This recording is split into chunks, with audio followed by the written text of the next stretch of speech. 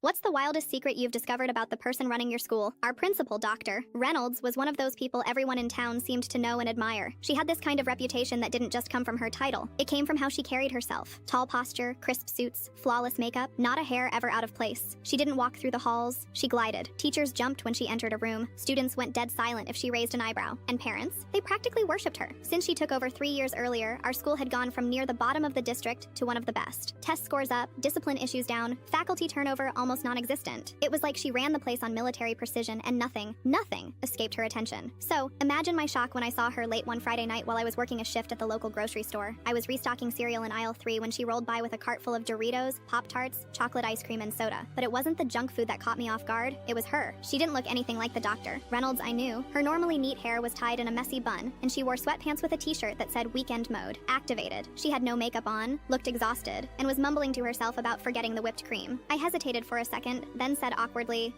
Doctor? Reynolds? She froze mid-step, eyes wide like a deer in headlights. She looked directly at me and said, I'm not Dr. Reynolds, my name is Angela. I blinked. Wait, what? But you're our principal. No, she said, voice rushed like she was trying to convince herself. I'm her twin sister. We look alike. I didn't know what to say. She grabbed a tub of cookie dough and speed-walked toward self-checkout. By Monday, I still couldn't shake how weird the whole thing had been. So, after class, I casually mentioned it to my English teacher, Ms. Davis. She'd worked at the school longer than anyone, even before Dr. Reynolds came in. As soon as I brought it up, her face dropped. Let's talk after class, she said quickly. When the bell rang and the room cleared out, she shut the door and sat down at her desk. Listen, she said quietly, what I'm about to tell you doesn't leave this room. I nodded, already on edge. Dr. Reynolds doesn't have a sister, she said. She has dissociative identity disorder. Angela is one of her personalities. I must have looked completely stunned because she kept going like she knew I needed more to believe it. She went through a traumatic childhood. It's not my place to share the details, but the result was that her mind created different identities to protect itself. Angela is one of them. She shows up when Dr. Reynolds is overwhelmed. The school board knows. They've known for years. I sat there, completely unsure how to respond. She's never been a danger to anyone, Ms. Davis added quickly. In fact, she's the best principal this school's ever had. Organized, brilliant, tough, but fair. Angela only comes out when she needs space. It's her brain's way of coping. I just nodded, speechless. Does everyone know? Only a few staff members. We're not supposed to talk about it, but I figured since you saw her, you deserve to understand. That night, I replayed everything in my head. I couldn't believe the same woman who'd nailed me for chewing gum in the hallway was also the woman talking to herself over frozen pizza. Over the next few months, I started noticing small things. Days when Dr. Reynolds wasn't quite herself. A different energy, softer voice, mismatched shoes once. I never said anything, never treated her differently. I've kept the secret for 2 years now. I'm about to graduate, and Dr. Reynolds is still at the top of her game. No scandals, no slips, just a woman doing her job, maybe with a little help from someone named Angela.